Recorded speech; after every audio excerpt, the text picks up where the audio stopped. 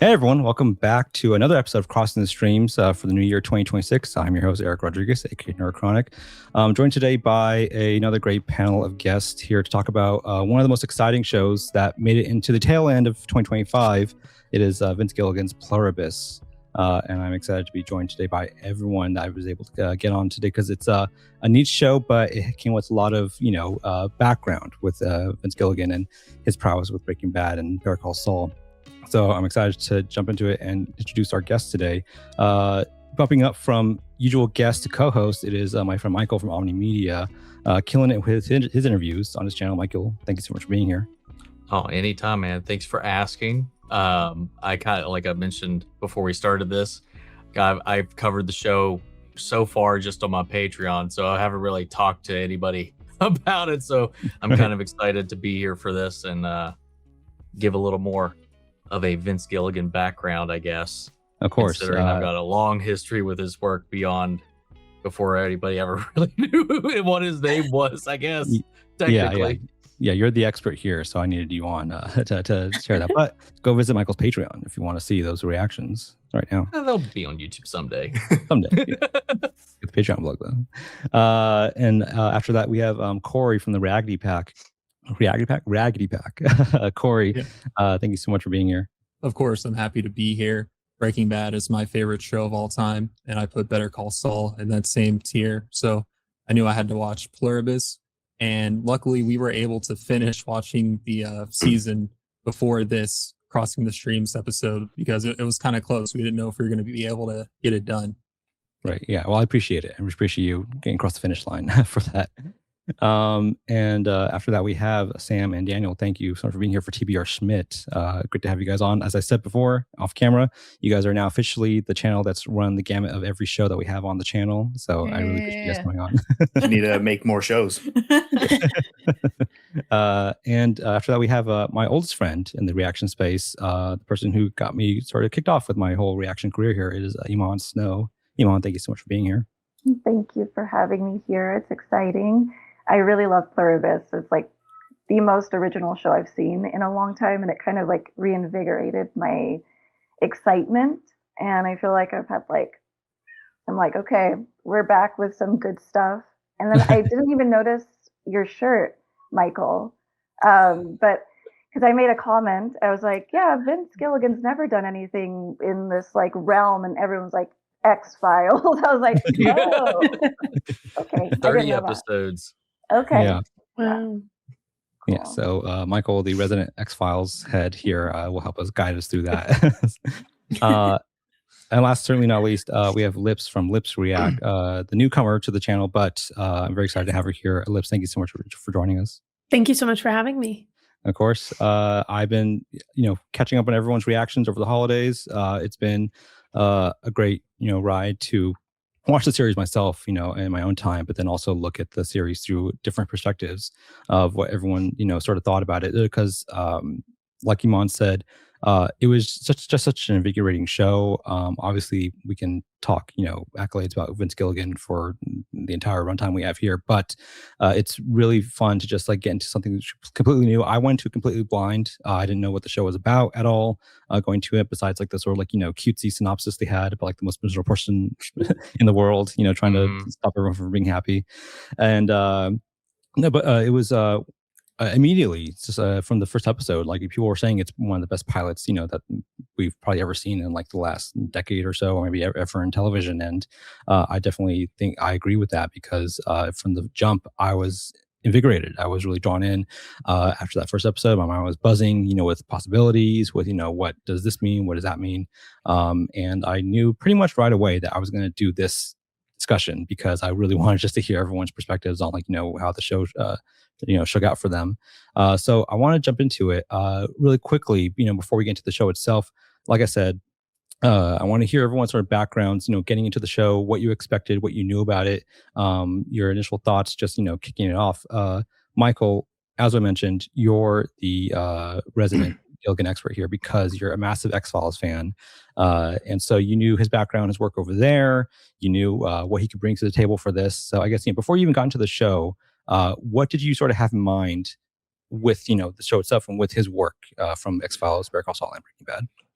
Well, I mean, obviously, yeah, his name blew up most certainly once he kind of launched Breaking Bad and the Better Call Saul. So a lot of people's like he's got a spotlight on him, but like he credits this himself, really kind of cut his teeth working with Chris Carter on the X-Files. So like he started off in sci-fi horror and this sort of realm, and then dabbled into a little bit more like what we saw with like that with like drama, reality, and all this. And this is like a little bit of a fun little mix of both. But when he announced this, that his next project after Better Call Saul was going to be something a little more akin to what he used to do, had me pretty excited. And I was like, yeah, because I mean, it's a big leap too for him to like change trajectories from what people were kind of expecting at this point.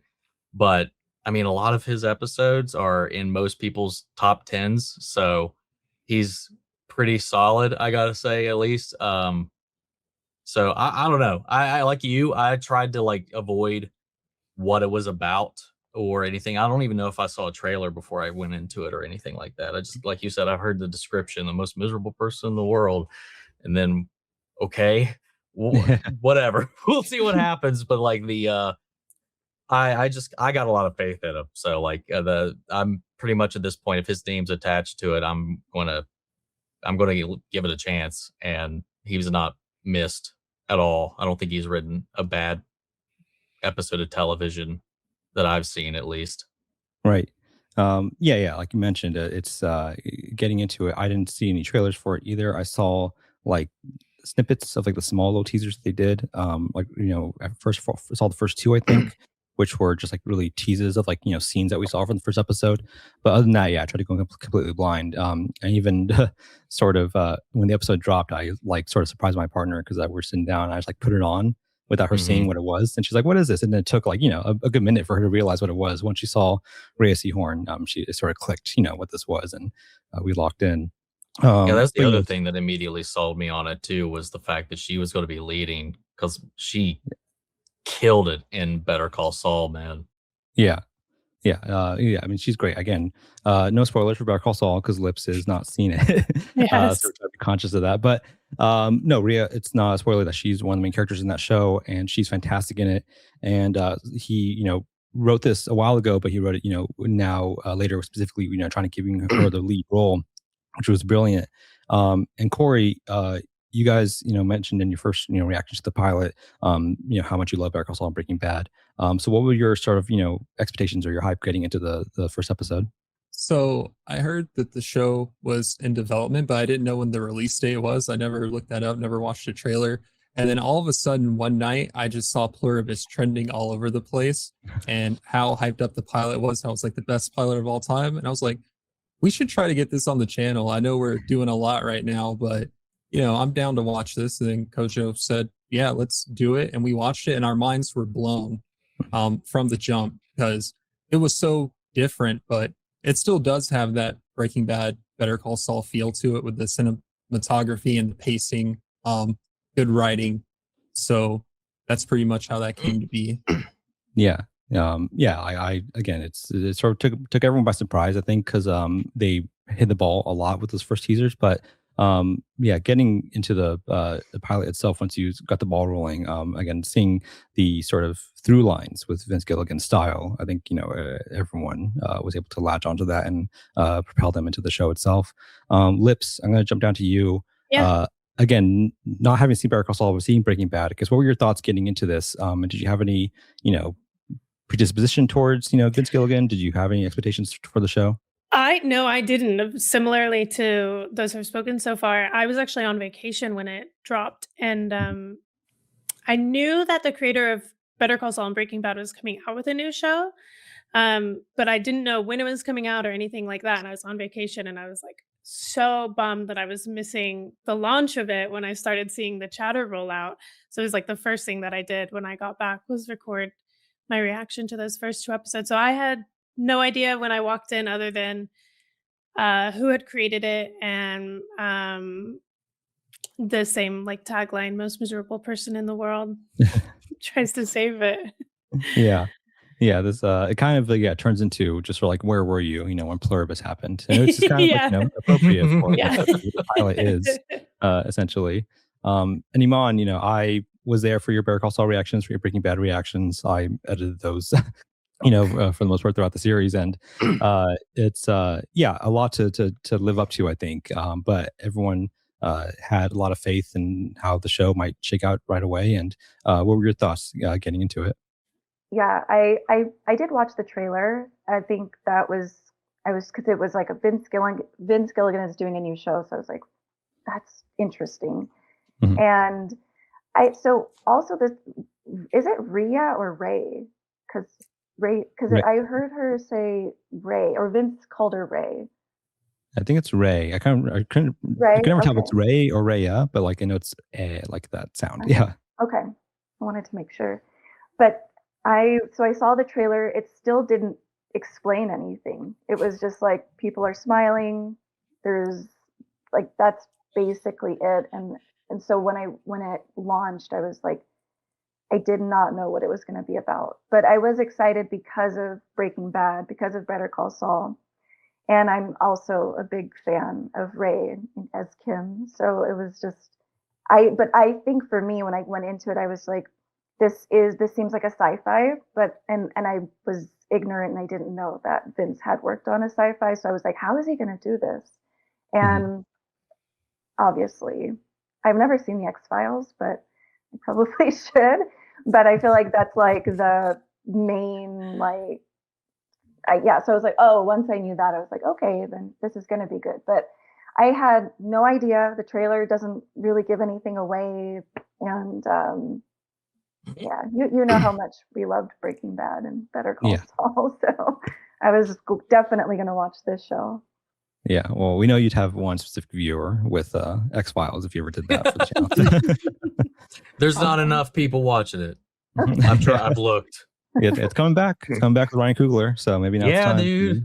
He's rebooting it, so we'll see. And Daniel and Sam, I know you jumped on it a little later than most people, but you managed to finish it in time. You managed to get it coming out on the channel now. And we did a whole discussion on the channel with one of our other shows just finished about your run with with Better Call Saul that you just finished this past year. What did you have in mind getting into the show, having just finished Better Call Saul and coming off of that journey? So I avoided absolutely everything. I didn't want to see anything. I didn't see the tagline. I didn't see anything. I was trying to avoid. I knew that it was going to be Vince Gilligan, and I knew that it was going to be Ray Seahorn. And like you said, we had just finished Better Call Saul this year, which is probably one of my favorite shows at this point. So I was just very excited for it. I had no clue about the sci-fi element. Like Imon, I didn't know that he had directed or been a part of any X-Files.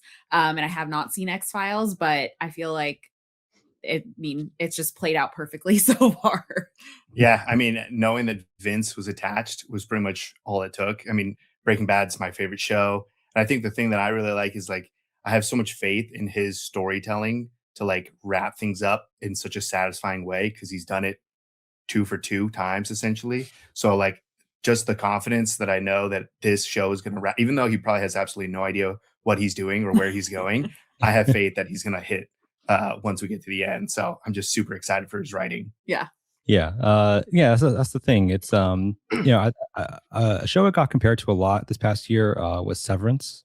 And I guess that's mainly in terms of tone and sort of pacing and stuff like that. But it's not as much of a mystery box as Severance for sure. So I think the writing, once you get into that first episode or two, things sort of start to fall into place pretty evenly, where you're not left with a ton of questions, but you're left with a ton of like thoughts on like what could be, what could this turn into.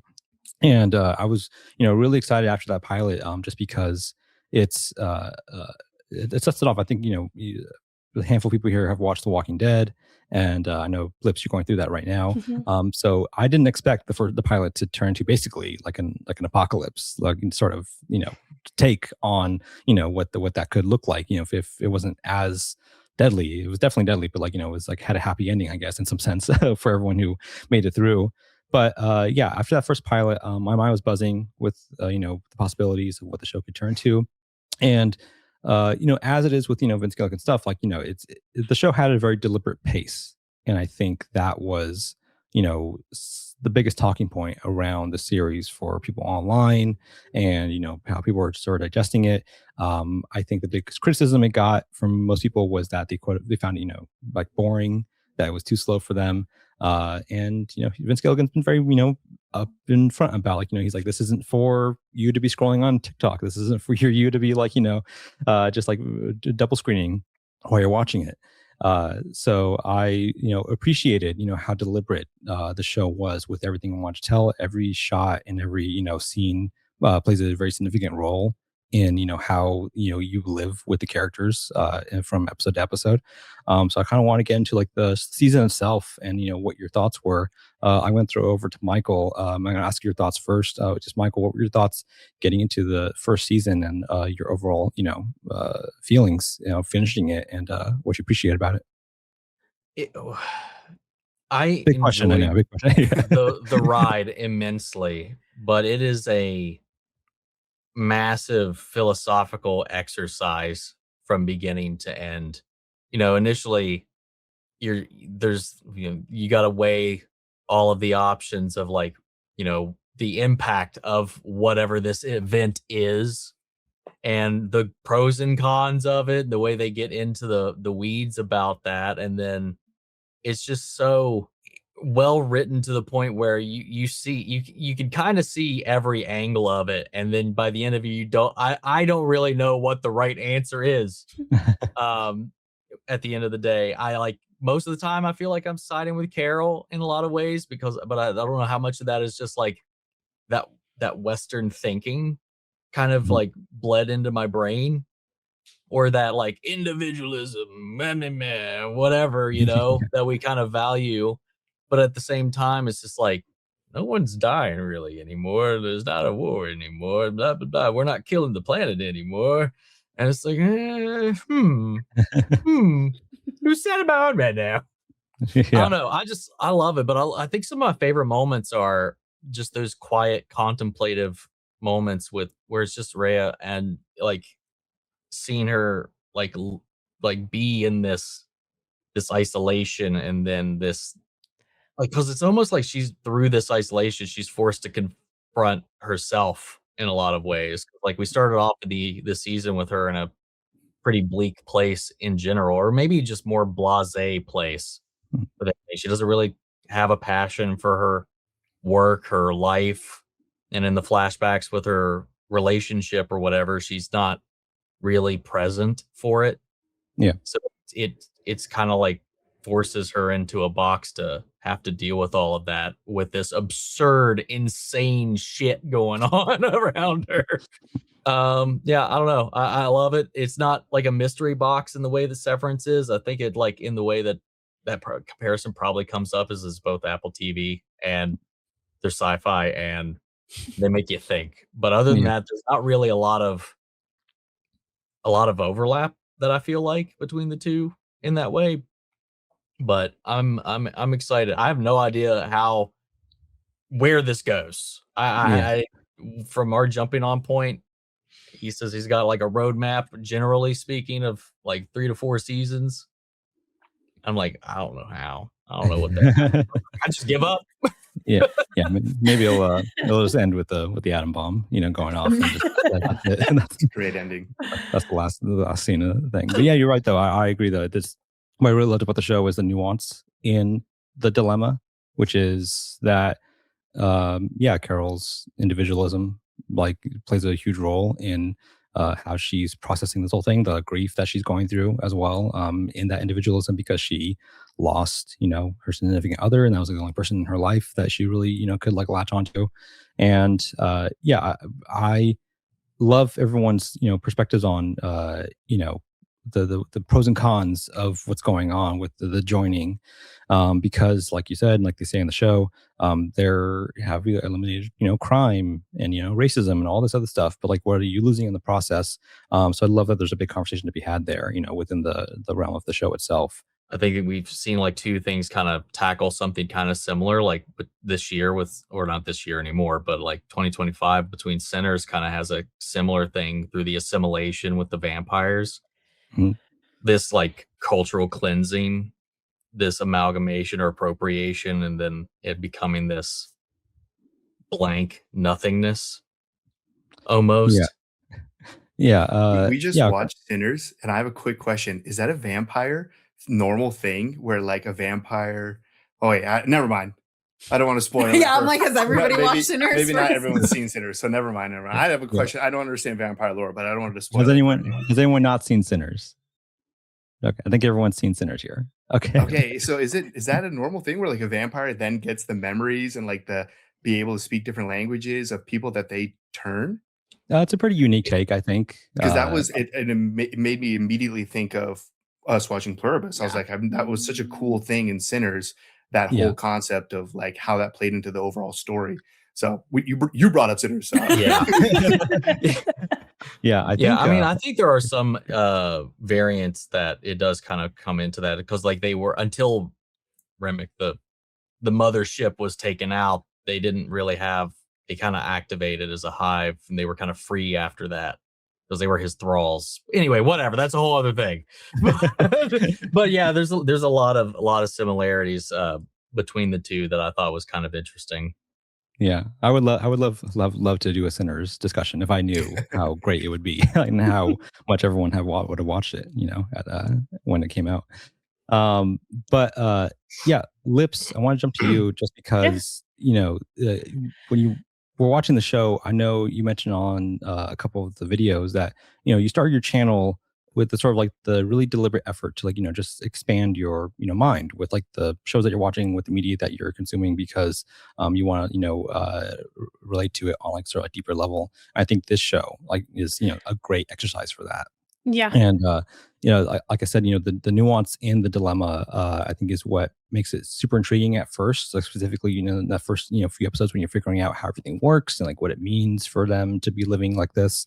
So I guess kicking off like the first few episodes, I guess, what were your thoughts on the others, as they call them in the show and the extra material, and how did that sort of develop over time? Yeah, I would say the others, it scares me because I understand and I see the side of like, well, there's no war, there's no racism, there's no hate crimes, like there's peace for all of that. But then I guess I always come back to, well, what's the point of living if you can't experience anything? And so then I just kind of feel like all these bodies are just being used for some ulterior motive that they don't really have any consent over or any say over. And I wonder what's happening to those minds in there. Like there's a conversation around, are the people in there, do they know what's happening or not? And that freaks me out. Like that to me is like a horror movie, just because that's one of my biggest fears, is like being consciously aware of what you're doing but not being able to stop yourself, and just like my memory fading away, but knowing it's fading away, because I have a lot of like family history with memory loss and memory issues and stuff. So that's where that comes from, is like seeing it happen to other people and like seeing the pain they go through in that moment.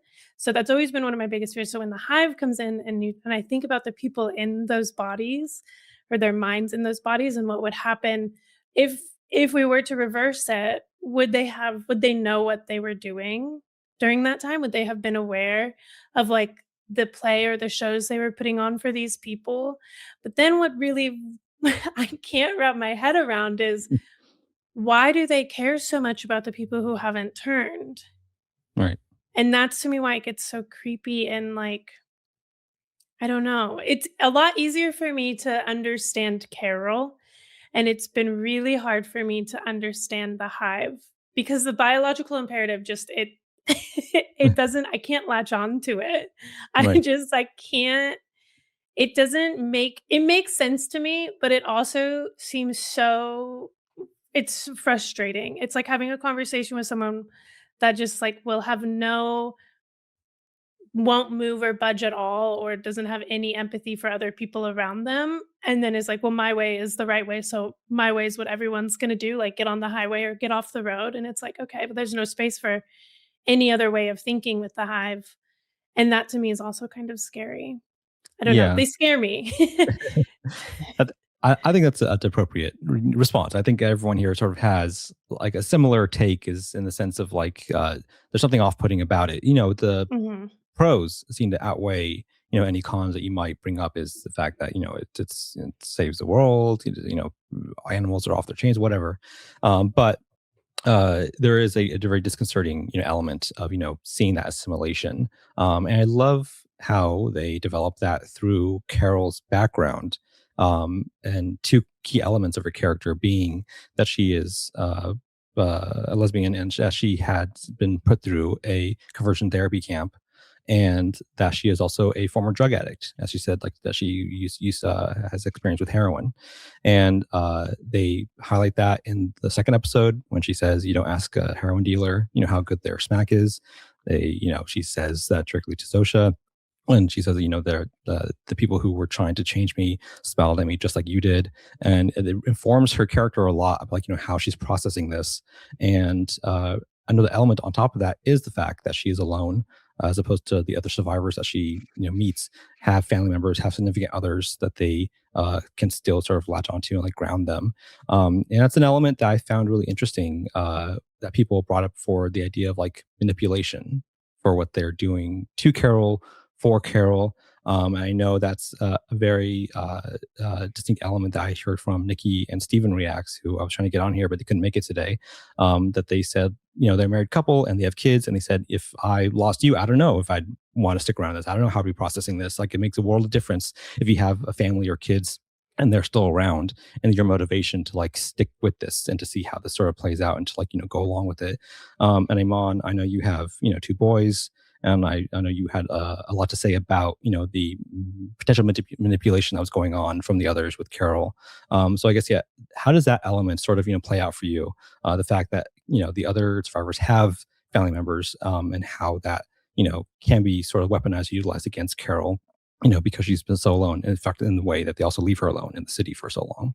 Yeah, I think that was the first thing I noticed. I don't know what episode it was, but it was when they all met up at the airport, and it was all the survivors, I guess. And I noticed that everybody had a family member, a husband, a child, and then Carol was the only one that was like freaked out. And everybody else, when they got on the plane, was like saying everything else that you guys are saying. Well, there isn't racism anymore. There is no more crimes. And you see like, oh, it's because Carol's alone. She's isolated. She doesn't have Helen. So potentially if she had Helen, it might have made her a little bit more maybe okay with the process. Although she's like a stubborn person, I still think it's like very horrible to say this, but in a lot of ways with Helen's death, it caused Carol to keep her individualism. And I feel like in this scenario, that is important. I also believe community is important, obviously. So that's what was really tough, because it's this argument in my own head that I was having. I was like, well, look, everyone's working together. Everyone's coming, like they're saving energy. They're doing everything that on paper looks good, but there's an ulterior motive behind it. Because I think by the end I was like, well, oh, they're saving energy because they care about nature, but it's because they want to use the energy for, I think it's like to maybe beam out more of like this, like, I forget what the planet was called that I think the original Kepler 22, I think. Yeah. So it's Mhm. it's everything that they do is for their goal, their end goal. And so that was, I'm paranoid anyway. So like watching Breaking Bad, I was like, when's an explosion going to happen? Whose head's going to blow up? So for me, that is always like what's going to happen? Like what's really going on? So for me, I'm always like, I can kind of see something's not right. I think what I noticed when I brought up manipulation, a lot of commenters were upset by that, because I think they misunderstood what I was saying, which was I don't believe the people who have turned are purposely manipulating. I think they're victims as well. Because once you're turned, you can't stop the process of whatever they have, whatever this alien species or whatever is going on that created the code, that created this virus. And like you're saying, Lips, like why do they need everybody to turn? Mm-hmm. That was my question too, was there's something that they need to happen cannot happen unless everybody is under the hive mind. Because at this point, it wouldn't really matter if there was like one or two people that are not a part of it. So there is something more sinister that's going to happen other than them like dying out because they're going to starve to death. And that's also sinister. But yeah, the show just made me think so much. And I just was having a lot of moral questions. And I think the scene with Kusumayu, when she turns is terrifying because that whole setup was just for her. That's the biggest manipulation there. And that like freaks me out. And then that whole culture is gone. Yeah. Like we're never going to have that again. And it's like they're taking these beautiful aspects of humanity. And I think that was like a really good place where maybe Vince was trying to show like, there is something like, don't just be on their side just because all these like seemingly good things are happening. So I felt like that's pretty good that he did that because sometimes things aren't very clear. Yeah. So I can talk about that for a very long time. I'll stop. Yeah. No, but yeah, that scene with Kusumayo is definitely, I think, a great example of what really happens with this assimilation, because yes, it's great for the planet, I guess, and for like the general sense of a community, but what are we losing? And yes, like you said, when that happens, like that culture is effectively dead. The Peruvian culture that they were upholding, and like the fabrics and like the cooking and whatever else was going on, they don't have no need for that anymore. So like they leave it behind, and that's really visually exemplified by the goat coming after her. Just drive home how really sad that is. And hit you in the heart. But as far as Vince's intention with what the others represent or what they could mean for a allegorical sense, a lot of people have attributed it to AI being an anti-AI message, for the idea that it's this all encompassing, all knowing nebulous entity that you can ask anything of, you can give you anything you want, but what does it take away from you in that sense? What are you losing? Individualism, critical thinking. And the fight that Manusus has against them, I think, is like a very great example of like someone who's like really trying like to be like the same person who's like not trying to embrace AI as effectively as everyone else is. Corey, I mean, you guys are very tech savvy. You guys know about all about editing AI, all the new stuff. But I really was interested in your guys' perspective on it, because you and Kojo went to it. I think, again, very similar to everyone else, understanding right away that there's something off about this, off about like the proposition that this is the Carol's being faced with. So I guess, what were your thoughts on the others and their overall goal? Of like, are they being manipulated? Are they victims themselves? Do you think there's anything malicious about what they are intentionally doing, or is it something that they are subconsciously sort of stuck in? So I've never seen anything like this show before. I've seen it compared to Invasion of the Body Snatchers, but since I've never seen it, the closest thing I can think of is a video game, which is Halo. The Flood and Halo, the way it's all controlled by a hive mind, similar to that. And in Halo, that is indeed the bad guy, and that's kind of the vibe I got in the show. I mean, everyone gets taken over. First episode, so many people die because of what they did, and they're like, oh, whatever, it happens. They make whatever sacrifices they have to make. When we discovered that they were eating people, I actually figured that out the episode before, just based off of Carol's reaction to what she found. And I'm like, yeah, there's something going on here. Like it's not right.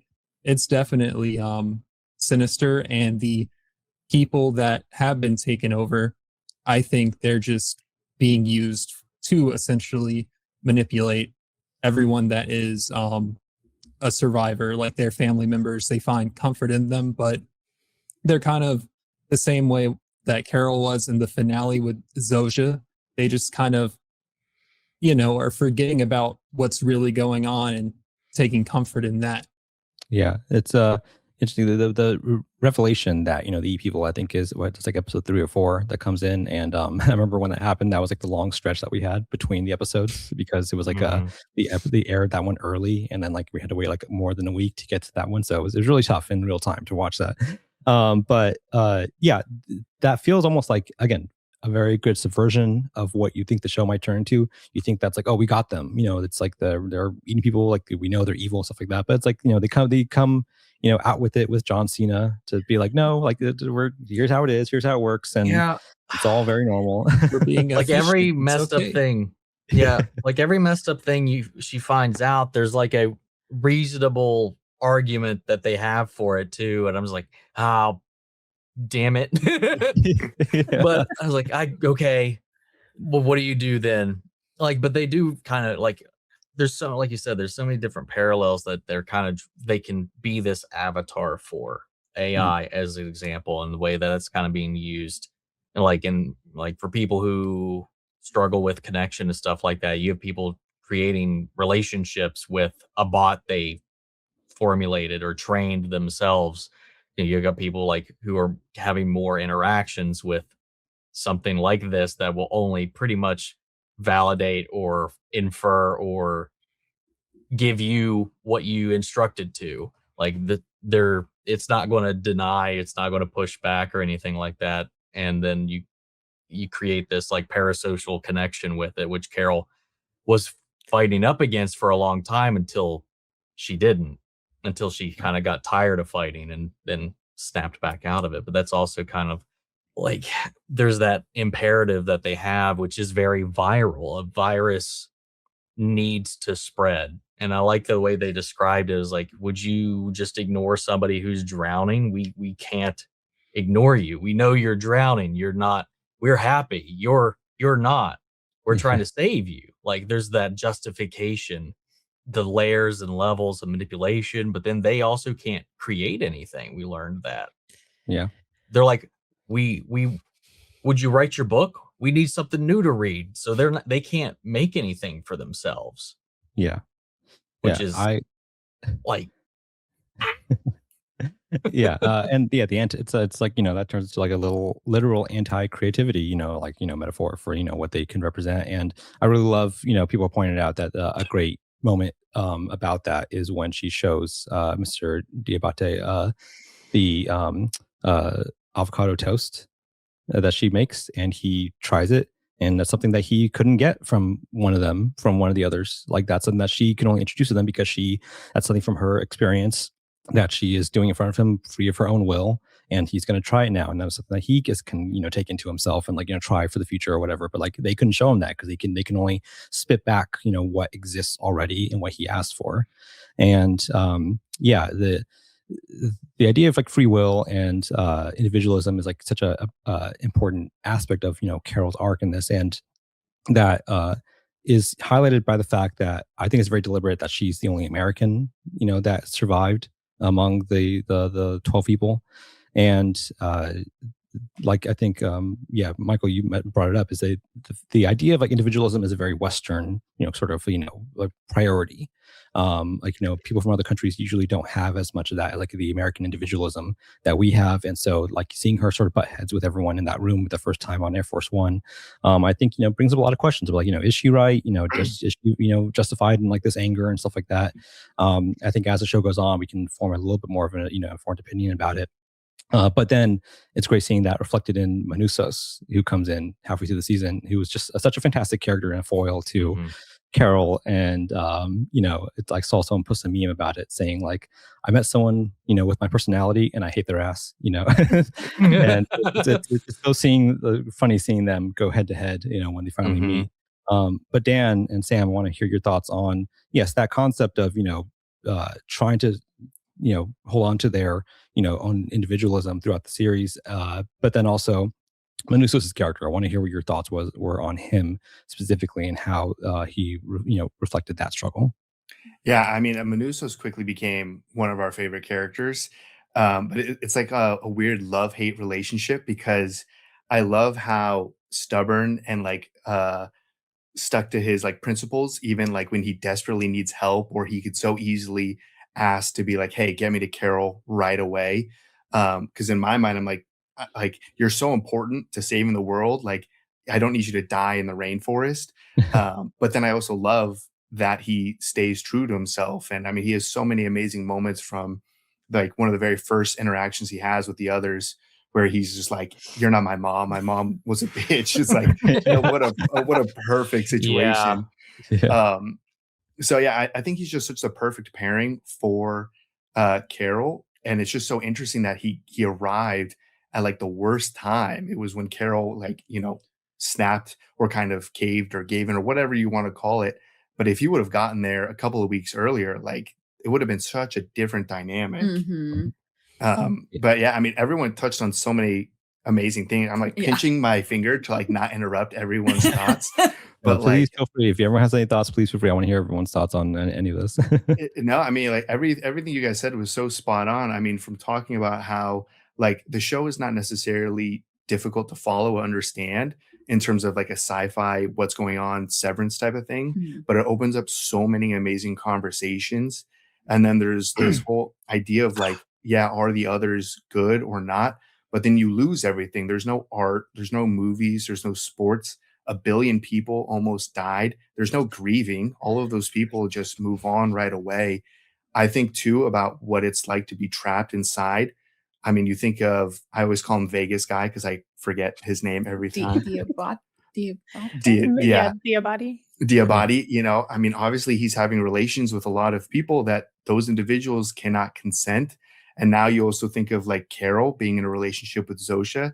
Was it ever established that Zosha even was interested in women to begin with? Or is she, is that something, maybe she had a husband or something? You just don't know that level of manipulation to the individuals. And then also, I mean, my favorite scene of the whole show probably is the intro to episode 9, that manipulation. Again, please correct me on the name. What's the girl's name who gets turned? Oh, from Peru. Oh, Kusumayo. Oh, Kusimaya. Kusamayo. So that's, I mean, that whole scene where it's so like singing and family and lovey-dovey, and the second she's turned, all of that goes away. And they do have that singular goal of like, okay, we just need to spread the message. And it's like, sure, there might not be war and there's peace, but how many people are starving, or how many people died because an animal from the zoo escaped and killed them, and everyone would just watched it happen because they can't hurt anything? It's like there's so many negatives that they never touch on. It's all just peace and happiness. Once they get you, it's over. Mhm. So everyone just Yeah. talked about such amazing things. Well, then that's like just how a virus is. They have a shelf life. So the only way they propagate is to infect more. And that's why they're all now trying to, we got this planet. We're almost done here. We can Yeah. get Carol against her will now because she, in retrospect, made the mistake of planning ahead for a life for herself, God forbid. Yeah. And they can take her eggs and do what they need to there. And then it's just to move on to the next planet. Who's to say that the planet they got this message from was the first planet? It could have Yeah. this could be an infinite change of just bouncing around. And I think the Yeah. happiness is like, when you first see it, it's like, oh, wow, this is kind of cool and funny. You can kind of get whatever you want, and you could live like a god or whatever you want to do. But it really is, by the time you get to the end of the show, you realize how crazy manipulation is. Because like, if they were, evil and trying to hunt you down, that would give you so much more motive to go up against them. But if they can just kind of slowly chip away, like they chipped away at Carol over and over, and even them leaving and coming back. And I mean, they targeted Zosha for a very specific reason. Like, it is so layered. The kindness that they bring is just to either eventually get you in with them, or to keep you so complacent that they don't need to worry about you foiling their goal of continuing spreading the message. Well, they admitted it in the last little stretch when they rebuilt the diner. Well, by omission, because they can't lie about certain things. So when she Right. catches them in something, then they won't answer. Yeah. So when he's like, you're just distracting me because I'm still trying to stop you. And they were like, Yeah. I mean, yeah. Yeah. Oh, darn it. Well, the creepiest thing for me and that was that I didn't realize. I mean, I recognized that they had people like in there pretending to also eat at the diner, but when Carol leaves, you also realize that they had people driving by Yeah. and all the cars just stop. But they were like, they went so far as to like have people driving by so that it would feel like normal. And then the Yeah. moment Carol's like on her way out, everything stops.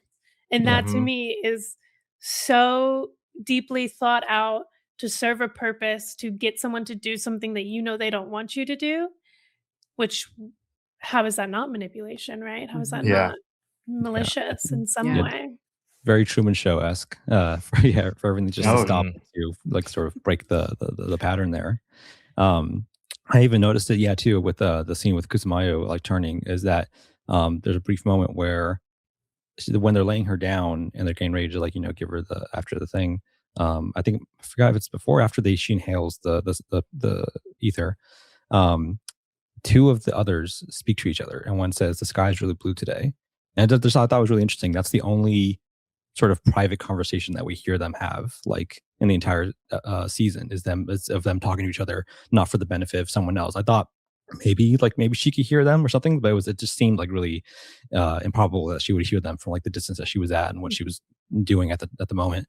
So I just thought that was really interesting that if they were doing that for her benefit or like they were actually sort of having that sort of acknowledgement from one to another for some reason, because they don't have to speak to each other, it would just be silence. They could just telepathically communicate.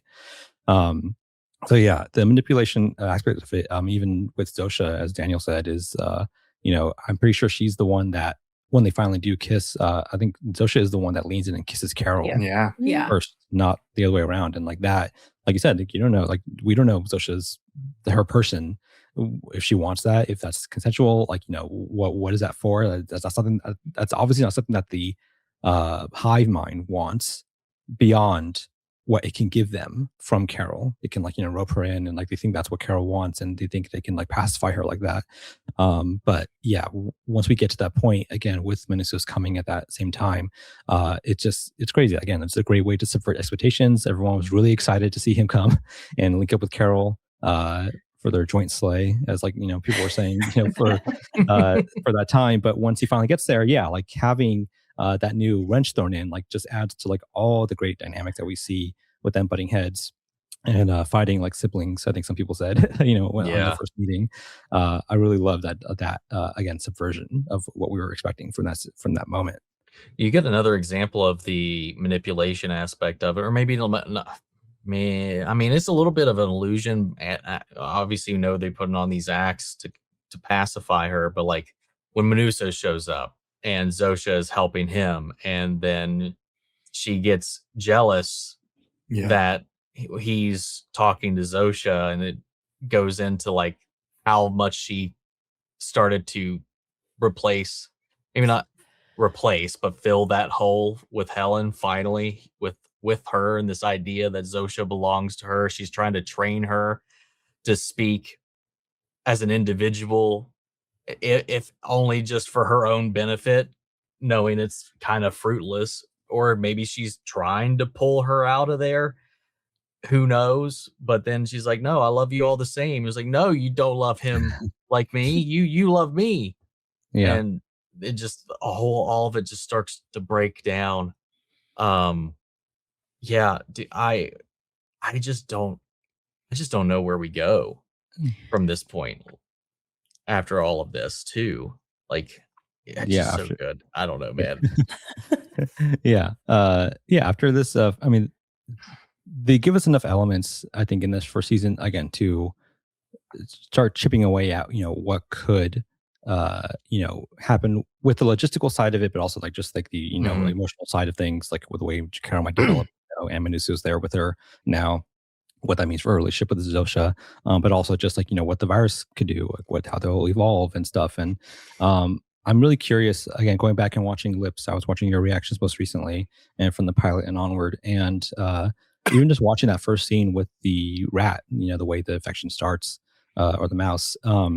It's interesting that I assumed up front that the mouse was infected with the virus consciously, and it was playing possum to infect one of the workers. But they say later that it doesn't infect animals naturally, but that the thing that these are the animals aren't infected by the the powder. But so I was wondering if it's like just a similar thing. Maybe that mouse, out of all the test mice they were working with, that they found a specific, pattern that was able to affect that one mouse the same way they're trying to find one that can affect Carol and the others and so on. So that one mouse was the first one that was able to be infected and then consciously play possum to bite that person. And that might just play a role in, like, I don't know, just how they are able to get around this. And it seems like that paired with Manusos's research of, what's going on with the codes and the signals, when he's able to send them all into shock, and he check the signals that he had marked off. It sounds like that one is like being warbled a little bit when they're in shock, so that like some disrupts whatever's like holding them all together. So yeah, it's like elements like that I really do like, that we haven't cracked open really wide, but I like that they're there for us to sort of ponder on for the future seasons. And I don't know if they can play a huge significant role in how this goes, because like our scope of everything is so small, but I would love to see how that develops from the show itself for Gilligan's purposes. Has everyone seen Quiet Place? No, I haven't. Okay, never. So then, no. I have seen Quiet Place, yeah. But I think I without spoiling it, I think I know what you might be getting at, actually. Okay. So, yeah. Now that you bring it up, but no, for the future of the show itself, I have a lot of theories and like not expectations, but like anticipation of what could develop, and I kind of want to get into that with everyone, and like what you think might happen, what you want to see happen. And Corey, I'll jump to you. Building off of what we have from this season, by itself, just a quick 8 episodes. It's a lot to go off of, but like again, like Michael said, it's hard to anticipate what could come of this just from the elements that we have. Do you have any theories about like what might happen in the show, or any desires of what you might want to see in the future seasons, given that we have like a 3 to 4 season arc potentially from Vince Gilligan? So the possibilities are endless, as we've seen. People can request whatever they want. We've seen a John Cena cameo out of nowhere. So just the spontaneousness of it all, I'm looking forward to. But in terms of where we can go with the plot, I think what Manussos did at the end there, if we can mess with the frequency, then we can potentially reverse it or counter it. And that would be the cure, right? But I don't think it's going to be that easy to where it's just like an on-off switch. I think we can maybe do it on an individual level, like get one person back at a time, or like a group of people. And it would be smart to go for scientists maybe, or someone who could actually help us in this situation. Because while Manussos is the GOAT and is doing great research, I don't think he's a scientist, like a nerd scientist, So, but yeah, I'm looking forward to seeing more characters in the cast and the second season, because out of the survivors, we only saw like half of them, right? So more connections to make. Yeah, I think we only saw the ones that could speak English. And it was like what, 6 or 7 of them of the 13? Yeah, and if we need the non-English speaking ones, then we can use the phone to communicate like we did before. Yeah, I know they mentioned that one of the survivors was a little girl, which I'm really interested to see, like her and how she's processing all this. Again, like plenty of potential for that. Lips, again, similar to Corey. What do you sort of expect or hope to happen with the series moving forward? Yeah, I've been trying to figure out how do they bring tension back in with the hive having left them in the foundation that we already have. And I think something I would like to explore more is, and it could be with any of the other survivors, but Lakshmi feels like a really like one that's already teed up, because, and also specifically because one of the people in her life that she still sees as very much a human and an individual is her son. And I think that is haunting and terrifying. And there's a lot of room to play around there. I'd love to see some sort of like, I don't know. I just would like to see what the journey is, because once I started to see the show as more of like the emotional, like psychological, like either psychological torture or psychological kind of conundrum thing that's going on.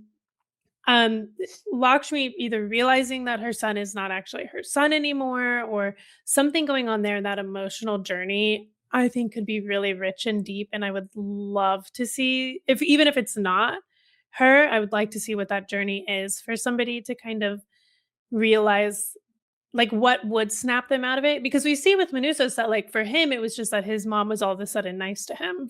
And that was weird enough that he rejected it for whatever personal reasons that brought up for him. Yeah. And we know with Carol, I do think like Helen dying was very purposeful for her story, because she would have, I think having the body of somebody you know and love, and the face of them and their voice talking to you and telling you everything's fine, I'm happy, but it's coming from someone you love, like that's pretty hard to dismiss in any case. Yeah. But I would kind of like to see that unravel, and I'd like to see Carol and Manusos, how they work together, but I think that can only go so far. I think we've got to see some sort of like reversal, even on an individual scale, working to, for sure. Yeah. That would be interesting to see Lakshmi come around and be woken up, I guess, in a sense, to what's going on, and potentially turn to like another ally. That would be again a great subversion of where their relationship currently is. I mean, it's tough. Yeah, I think she's an interesting foil to Carol right now, because it's like the two ends of like Mr. Diabate being the very open and friendly character that Carol can converse with, and Lakshmi being the one that she can't even get a word with. When she calls on the phone, she can only say it wasn't me. Yeah. I would love to see some of them come together in a sense, because that could be a great message about found community amongst like this whole thing and stuff. And so I would really be interested to see how some of those come around. And Imon, for your thoughts going on for the future of the show, do you have any theories or expectations for it? Yeah. Yes. So I agree with everybody. I think with Corey, I agree with this frequency. They're going to figure out something, maybe to just wake them up. But it might have to be like one by one. But I feel like that was what they were hinting at with the guy on the couch. And he was just like testing it out. And I was like, okay, that could work. But I think what would be really interesting is the fact that Carol was isolated. She was alone in that neighborhood. It would be cool if Lakshmi and everyone started to slowly go to her, because now she has Manusos, and everybody was like, they were having Zoom calls without her. And like we found out in Vegas, they're like, yeah, we meet up like once a month or whatever. And it would be cool if people start actually going to Carol and wanting to live with them in that like cul-de-sac. And what will push Lakshmi over the edge, I don't know, but it will be interesting, because she would be the one that would be like the least willing to do it. But I think that's what makes it more interesting. So something big will probably have to happen. But in my mind, I feel like it looks really cool to have her like knock on Carol's door, and she like opens it up and it's like, okay, I'm here. I need help. That's my only, because I have no idea where this goes at all. And I think that's really cool, because I feel like, when I'm watching Agents of S.H.I.E.L.D., I'm like, I'm baffled all day. Like I'm always, the twists, I'm pretty good at like story cues and like figuring out where things go. With Agents of S.H.I.E.L.D., I'm like, okay, never mind. The same with Pluribus. It's like, this is so original. And then I just wanted, this is like it's super weird, but Liv's, your voice sounds so much like Liv Tyler's. So every time I'm hearing her talk, I feel like I hear Liv Tyler talking. Sweet.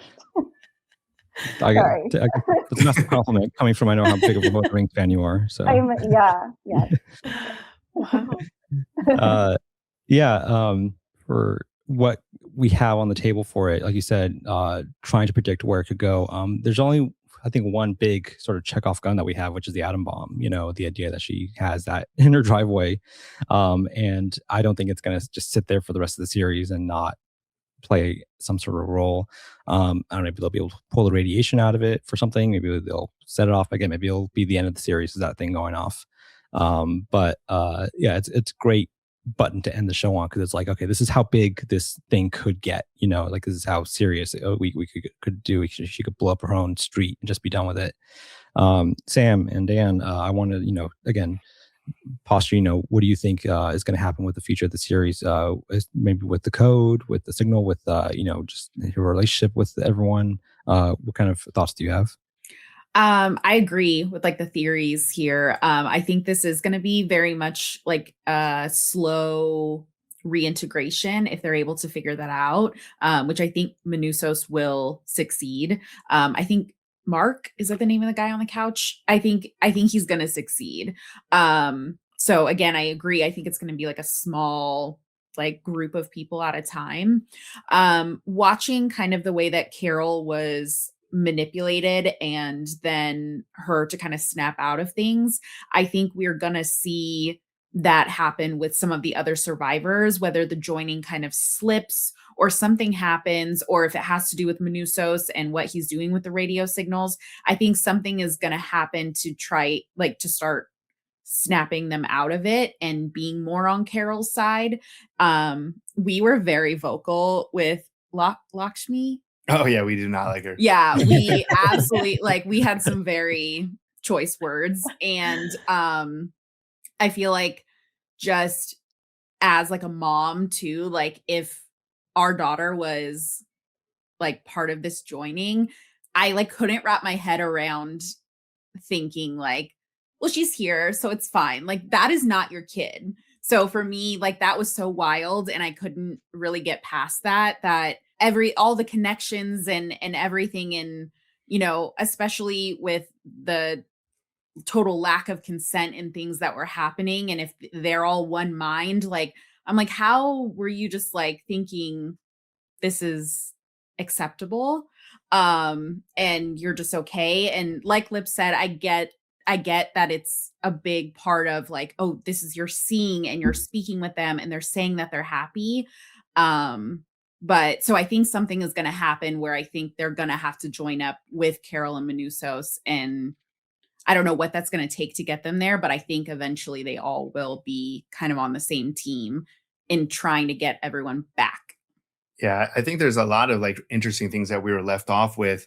I mean, we've had such an emphasis with time with the show, and now Carol does have like a clock. She has a couple of months to figure this. That's not that much time. Like she has a couple of months, and then what happens? Is she going to have to be on the run and hiding from the others? How do you even do that? How do you even stay away? They have drones watching them 24/7. So we have a clock now that is actually there. I think Diabate, I think he's really set up as a big villain. I think he's the one, at least from what we've seen, as the most taking advantage of the situation. And if Carol and Manuso start making progress, that jeopardizes his lifestyle. And he has a crazy lifestyle that he's very much enjoying. I think if you threaten to take that away from him, he's going to fight to keep that. And I think with like the radio frequencies, I'm like trying to think of like, how do you interrupt it or block it? Can you like take an individual, almost similar to like Severance? Can you take an individual into like a recording studio with like padded walls or something? Like, is there a place where you can go where the radio frequencies are 100% blocked? And will that snap them out of it? And suddenly you have someone who's like, oh my gosh, what's happening to me? My life's a nightmare. And then they step outside and they're like, oh, I'm the happiest I've ever been. So, you know, I think there's a lot of real interesting things that you can do with the frequency. And I'm almost afraid of like the very ending of the show. I'm almost afraid for them to succeed. What happens to the world if you snap everyone back to reality? Everyone's going to suddenly be like why am I in a different place of the country, or where's my family, or there's so much chaos that's going to happen if we Yeah. saw I mean, there might be war. It could be World War III Yeah. suddenly if like the world is reversed. Like it's not just like we fixed it, everyone's back. Like that's a whole other show that you can have, is the Yeah. chaos that would come from people coming back. So there's just Yeah. so much exciting things. You wouldn't even have people in the same place anymore at that Yeah. point too. So Mhm. like they're displaced. And then my big question by the end of it too is, if they do come back, what is that experience like afterwards? Mhm. This, because there is this oneness where you're all sharing this mind, that you're sharing memories, you're sharing experiences, knowledge, things that are happening now, things that happened in your past. They all have access to it. What happens when you're unplugged from that? Can the individual still come back? Yeah. Yeah. Like, what damage is done by that? Because like when we drugged Zosha, and she was like, she couldn't like feel it. She wasn't like operating very, very well either.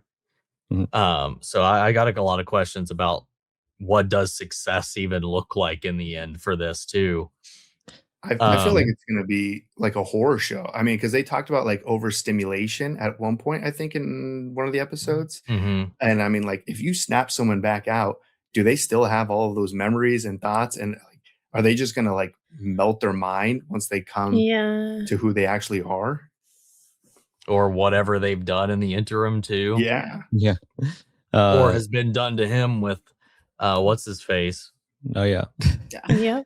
Yeah. It's a big question, because I personally, my main theory is that I think we started the show with the countdown to like D-Day or whatever the joining was, and then we're P-Day. counting back up. Yeah. We're counting up now since then.